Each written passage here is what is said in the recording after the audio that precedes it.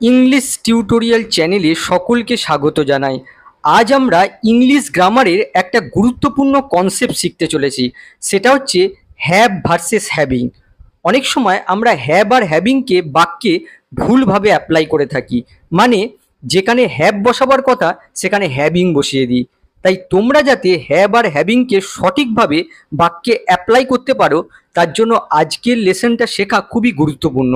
এই ছোট ছোট কনসেপ্টগুলো তোমাদের ইংলিশ গ্রামারের বেসকে স্ট্রং করতে সাহায্য করবে। ভিডিওটা শেষ পর্যন্ত দেখতে থাকো। এবার দেখো, আমার একটা লাল গাড়ি আছে। এই বাক্যটা ট্রান্সলেট করলে আমরা সকলেই বলে দেব এই প্রথম বাক্যটা হচ্ছে সঠিক। আবার অনেকের মুখে এই দ্বিতীয় বাক্যটাও শোনা যায় যে I am having a red car. Grammatically দেখতে গেলে first sentence is correct and second sentence is wrong. কেনই বা ফার্স্ট সেন্টেন্স কারেক্ট আর সেকেন্ড সেন্টেন্স রং, সেগুলোই স্টেপ বাই স্টেপ আমি এক্সপ্লেন করব।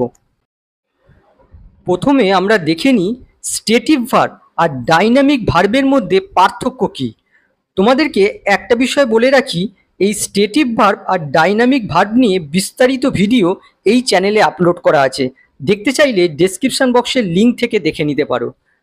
প্রথমে দেখো stative verb.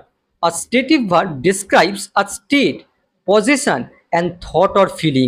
Stative verb state বা অবস্থা, পজিশন বা অধিকার, আর থট অর ফিলিং ভাবনা বা অনুভূতিকে ডেসক্রাইব করে।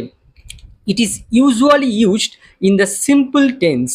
নর্মালি এই স্টেটিভ ভার্ব সিম্পল টেন্সে ইউজ হয়। সিম্পল টেন্স বলতে simple present, simple past, simple future, এই সমস্ত টেন্সে ইউজ হয়। আবার অন্য কোনো টেন্সে ইউজ হতে পারে, but never in the continuous tense. কিন্তু স্টেটিভ ভার্ব কখনোই কন্টিনিউয়াস টেন্সে ইউজ হয় না, এই বিষয়টা মনে রাখবে।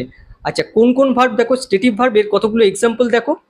যেমন দেখো, নো, আমরা কখনোই বলি না যে আই অ্যাম নোয়িং, অর্থাৎ নো ভার্বের সঙ্গে কখনোই আমরা আইএনজি যুক্ত করি না।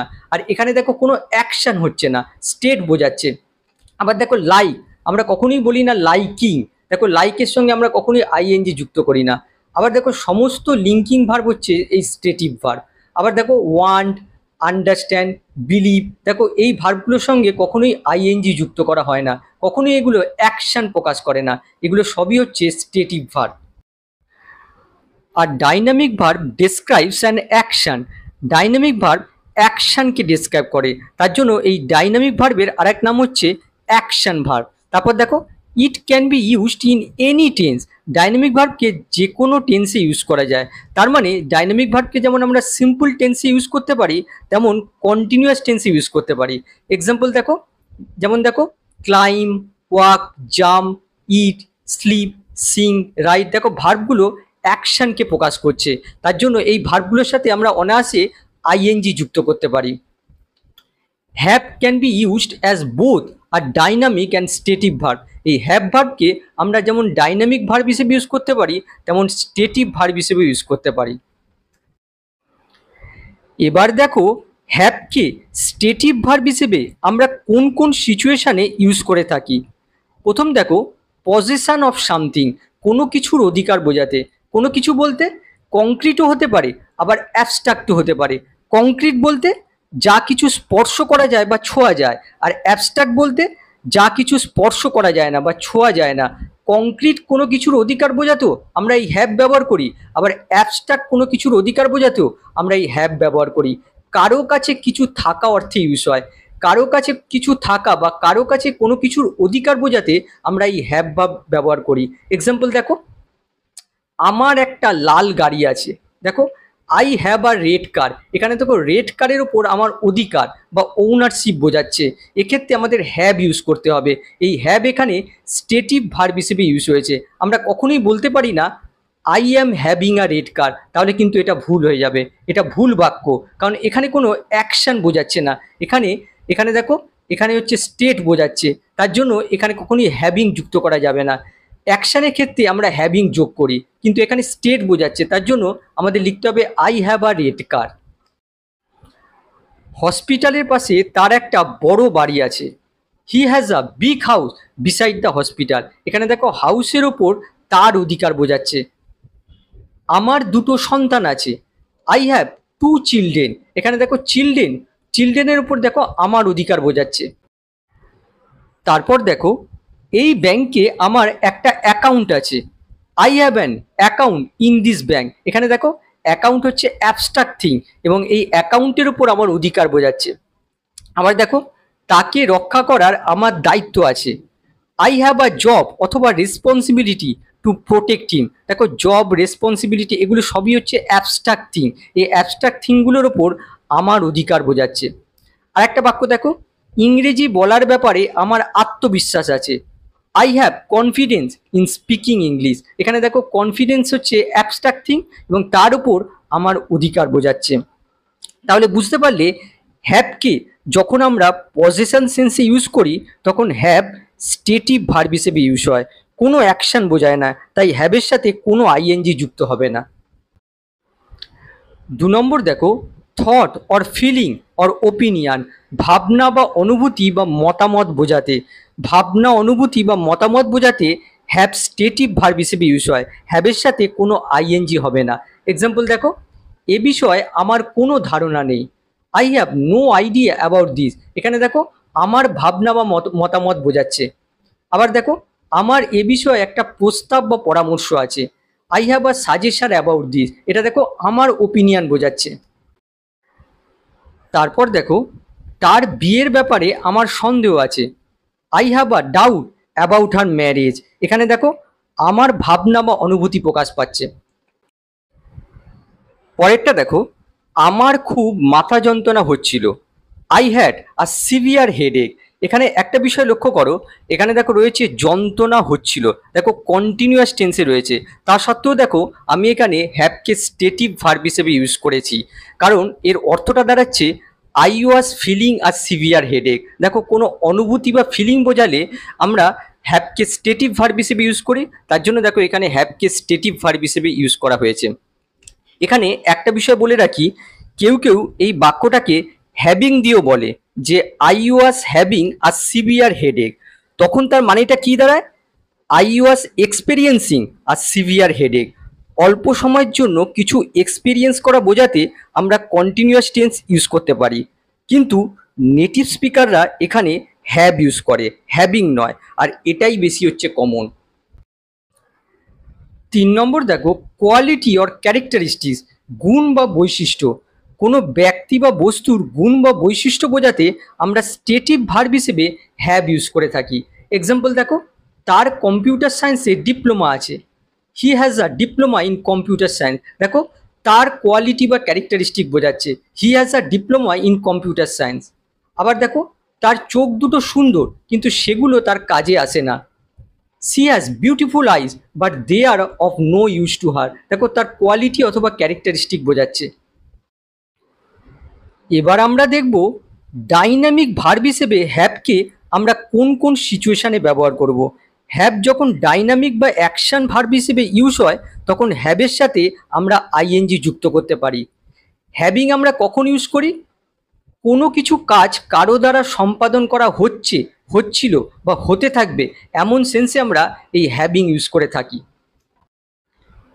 হ্যাভিংয়ের প্রথম ব্যবহার দেখো, অর্গানাইজিং অ্যান ইভেন্ট, কোনো ইভেন্টের আয়োজন করতে। এক্সাম্পল দেখো, সমস্যাটা সমাধান করতে আমরা সোমবার মিটিং আয়োজন করছি বা মিটিং করছি। We are having a meeting on Monday to discuss the problem. এখানে দেখো হ্যাভিং অর্গানাইজিং সেন্সে ইউজ হয়েছে। পরেরটা দেখো, আমরা আজ রাতে একটা পার্টি করছি, অর্থাৎ একটা পার্টির আয়োজন করছি। We are having a party tonight. দেখো এখানে হ্যাভিং অর্গানাইজিং সেন্সে ইউজ হয়েছে। 2 নম্বর দেখো, হ্যাভিংয়ের অর্থ ইটিংও হতে পারে। তারা এখন ডিনার খাচ্ছে, আমরা বলে থাকি তারা এখন ডিনার করছে। দে আর হ্যাভিং ডিনার নাও। দেখো এখানে হ্যাভিং ইটিং সেন্সে ইউজ হয়েছে। আবার দেখো হ্যাভিংয়ের অর্থ এখানে হ্যাভিং হবে, হ্যাভিংয়ের অর্থ ড্রিঙ্কিংও হতে পারে। আমার বোন একটু আগে কফি খাচ্ছিল, my sister was having coffee a while এগো। এখানে দেখো হ্যাভিং ড্রিঙ্কিং সেন্সে ইউজ হয়েছে। আর দেখো এগুলো সবই অ্যাকশান বোঝাচ্ছে। পরেরটা দেখো, এই হ্যাভিংয়ের অর্থ টেকিংও হতে পারে। যেমন দেখো, সে কিছুক্ষণের জন্য বিশ্রাম নিচ্ছে, he is having a rest for a while, এখানে দেখো স্পষ্ট বোঝা যাচ্ছে এখানে হ্যাভিং এর অর্থ হচ্ছে টেকিং। আর একটা এক্সাম্পল দেখো, আমি স্নান করছি, I am having a bath, এখানে দেখো হ্যাভিংটা টেকিং সেন্সে ইউজ হয়েছে। এগুলো সবই অ্যাকশন বোঝাচ্ছে, কিছু অ্যাকশন করা হচ্ছে। 5 নম্বর দেখো, হ্যাভিং এর আরেকটা অর্থ হতে পারে কোনো কিছু ভোগ করা, এক্সপেরিয়েন্স সামথিং। ভোগ করা বলতে খারাপও হতে পারে, ভালো হতে পারে। এক্সাম্পল দেখো, আমরা আজ রাতে পার্টিতে মজা করতে থাকবো বা মজা উপভোগ করতে থাকবো। We will be having fun at the party tonight, এখানে দেখো হ্যাভিং এনজয়িং সেন্সে ইউজ করা হয়েছে। তারপর দেখো, তারা ওখানে ভালো সময় কাটাচ্ছে, they are having a good time there. দেখো কিছু সময় ধরে কোনো কিছু এক্সপেরিয়েন্স করছে, এমন সেন্সে আমরা হ্যাভিং ইউজ করে থাকি। এখানে হ্যাভিং এক্সপেরিয়েন্সিং সেন্সে ইউজ করা হয়েছে। পরেরটা দেখো, গত মাসে ওই হাসপাতালে তার হার্টের অপারেশন হচ্ছিল। হি ওয়াজ হ্যাভিং, এই হ্যাভিংয়ের জায়গায় তোমরা আন্ডারগোয়িংও লিখতে পারো। He was having a heart operation at that hospital last month. 6 number দেখো, হ্যাভিং আ প্রবলেম অথবা ডিফিকাল্টি, যার বাংলা অর্থ হচ্ছে সমস্যা হচ্ছে বা অসুবিধা হচ্ছে। আমার এই প্রশ্নটা বুঝতে অসুবিধা হচ্ছে। I am having a problem অথবা ডিফিকাল্টি আন্ডারস্ট্যান্ডিং দিস কোয়েশ্চেন। আবার দেখো, তোমার কি গতকাল আমাদের বাড়ি খুঁজতে অসুবিধা হচ্ছিল, প্রশ্ন করা হচ্ছে। Were you having difficulty finding our house yesterday. 7 নম্বর দেখো, হ্যাভিং আ কনভারসেশন অথবা চ্যাট, যার বাংলা অর্থ হচ্ছে কথাবার্তা বলা। আমার শিক্ষক আমার বাবার সাথে কথাবার্তা বলছিলেন। My teacher was having a conversation with my teacher. 8 নম্বর দেখো, হ্যাভিং আ ডিসকাশন উইথ, যার বাংলা অর্থ হচ্ছে কারো সাথে আলোচনা করা। আমি আমার শিক্ষকের সাথে আসন্ন পরীক্ষা নিয়ে আলোচনা করছিলাম। I was having a discussion with my teacher about the upcoming examination. হ্যাভিংয়ের আরও ইউসেজ যদি জানতে চাও তাহলে হ্যাভের কলোকেশন ভিডিওটা দেখে নাও। এবার আমরা হ্যাভ ভার্সেস হ্যাভিংয়ের ওপর কিছু বাক্যের এরর কারেকশন করব। প্রথম বাক্যটা দেখো, হি ওয়াজ হ্যাভিং আ স্টম্যাক এক, এখানে দেখো অনুভূতি বোঝাচ্ছে, তার অনুভূতি প্রকাশ পাচ্ছে। আর অনুভূতি বোঝালে আমরা হ্যাভকে স্টেটিভ ভার্ব হিসেবে ইউজ করে থাকি। আর এখানে দেখো কোনো অ্যাকশান বোঝাচ্ছে না, তাহলে দেখো এই বাক্যটা ভুল আছে। তাহলে দেখো সঠিক বাক্য হয়ে যাবে হি হ্যাড আ স্টম্যাক এক। 2 নম্বর দেখো, are you having a bad time, এখানে দেখো সাবজেক্ট খারাপ সময়কে ভোগ করছে বা এক্সপেরিয়েন্স করছে, কিছু অ্যাকশান হচ্ছে, তার জন্য দেখো এখানে হ্যাভের সাথে আইএনজি যুক্ত হয়েছে। বাক্যটা সঠিক আছে, তাহলে দেখো এই বাক্যটা সঠিক। 3 নম্বর দেখো, the school is having 10 classroom, এখানে দেখো স্কুলের পজেশন বোঝাচ্ছে। আর পজেশন বোঝালে আমরা জানি যে হ্যাভকে স্টেটিভ ভার্ব হিসেবে দেখাতে হয়। তাহলে দেখো এখানে কন্টিনিউয়াস ফর্মে রয়েছে, এটাকে আমাদের স্টেটিভ ভার্ব হিসেবে দেখাতে হবে। তাহলে দেখো এই বাক্যটা ভুল আছে, তাহলে সঠিক বাক্যটা কি হবে? The school has 10 classrooms.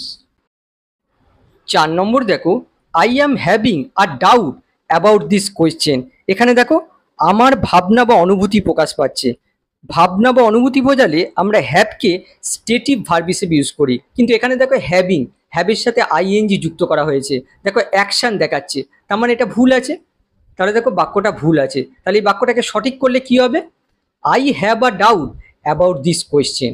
এবার 5 নম্বর দেখো, are you having a breakfast, এখানে দেখো হ্যাভিং ইটিং সেন্সে ইউজ হয়েছে, কোনো অ্যাকশান বোঝাচ্ছে, সুতরাং এই বাক্যটা কারেক্ট আছে। তার মানে দেখো এই বাক্যটা সঠিক। আশা করি হ্যাভ আর হ্যাভিং এর ব্যবহার তোমরা বুঝতে পেরেছো। আবার নেক্সট ক্লাসে দেখা হবে। বাই।